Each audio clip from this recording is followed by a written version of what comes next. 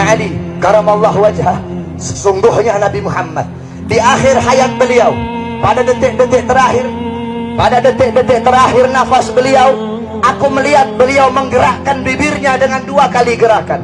Ketika itu aku mendekatkan telingaku. Ketika aku mendekatkan telingaku, aku mendengar beliau berkata, ummati, ummati, kata beliau. Ketika itu saudara-saudara, ketika itu Allah berkata kepada Jibril, wahai Jibril, engkau turun, beritahu kepada Muhammad bahwasanya aku memberikan kepada dia 2 pilihan. Apakah dia akan memilihku atau dia memilih dunia? Kalau dia memilih dunia, akan aku panjangkan umurnya. Kalau dia memilihku, katakan kepadanya, akan datang kematiannya pada hari ini. Datang Jibril membawa pesan tersebut, kemudian disampaikan kepada Nabi. Kata Nabi, wahai Jibril, sampaikan kepada Allah bahwasanya aku lebih memilih Allah subhanahu wa ta'ala. Kehidupan yang sebenarnya bagiku bukan dunia. Kehidupan yang sebenarnya bagiku ketika ruhku berpindah berjumpa kepada Allah subhanahu wa ta'ala.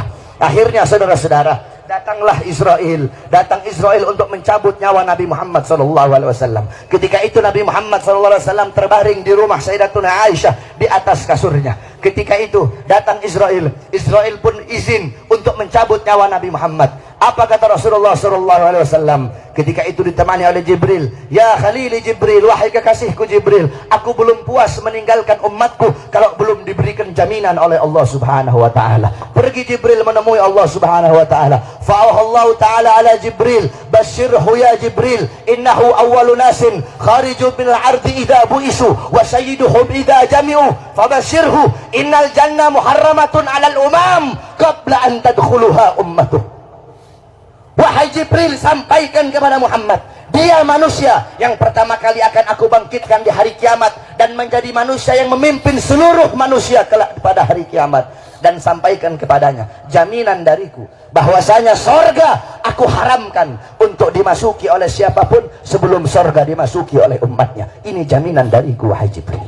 Nabi Muhammad pada saat detik-detik terakhir nafasnya tidak memikirkan diri beliau, keluarga beliau, anak cucu beliau.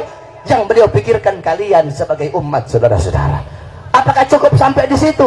Tidak, tidak cukup sampai di situ. Dicabut nyawanya Nabi. Dicabut nyawanya Nabi. Ketika dicabut nyawa Nabi Muhammad, Nabi mendesah. Ketika dicabut nyawa, Nabi berlirih. Ah, kata Nabi. Dicabut lagi nyawa Nabi. Nabi berkata, ah. Di samping Nabi Muhammad ada sebuah cawan berisi air.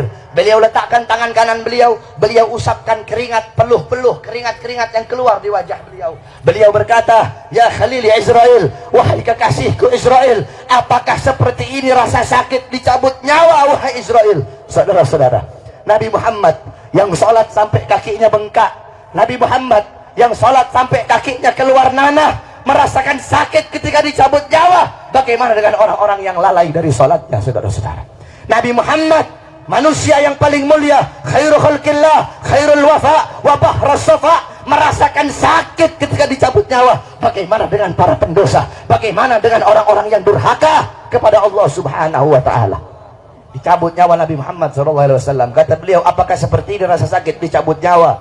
Kemudian Israel pun berkata, iya ya Rasulullah, seperti inilah rasa sakit dicabut nyawa. Kemudian Israel berkata, Rasulullah berkata, wahai Israel, apakah rasa sakit seperti ini juga yang nanti akan dialami oleh umatku? Apa kata Israel? Iya ya Rasulullah, rasa sakit seperti inilah yang nanti akan dialami oleh umatmu. Mendengar itu Nabi Muhammad menangis. Itu tangisan terakhir Nabi Muhammad. Itu tangisan air matanya Nabi yang terakhir sebelum beliau wafat. Beliau mengangkat tangan, doa terakhirnya Nabi, harapan terakhirnya Nabi, doa yang menutupi kepergian Nabi Muhammad, doa yang menutupi wafatnya Nabi Muhammad. Beliau mengangkat tangan, mengadahkan tangan kepada Allah subhanahu wa ta'ala. Allahumma khaffif ala ummati fi sakratil maut. Ya Allah, ringankanlah.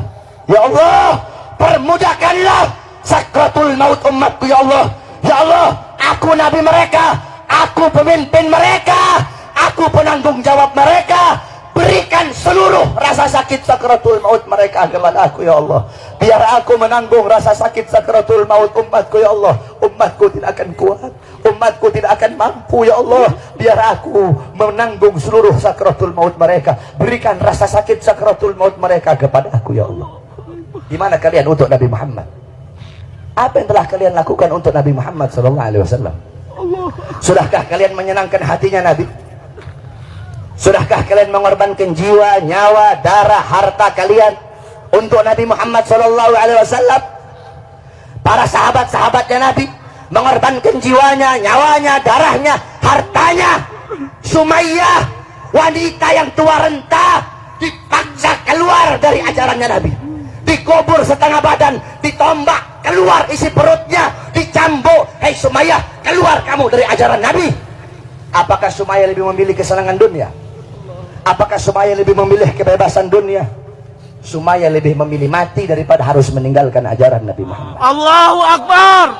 Bilal ibn Rabah dikasih batu yang besar, dicambuk, dipaksa keluar, dipaksa meninggalkan Nabi, meninggalkan syariat Nabi, meninggalkan Al-Qur'annya Nabi.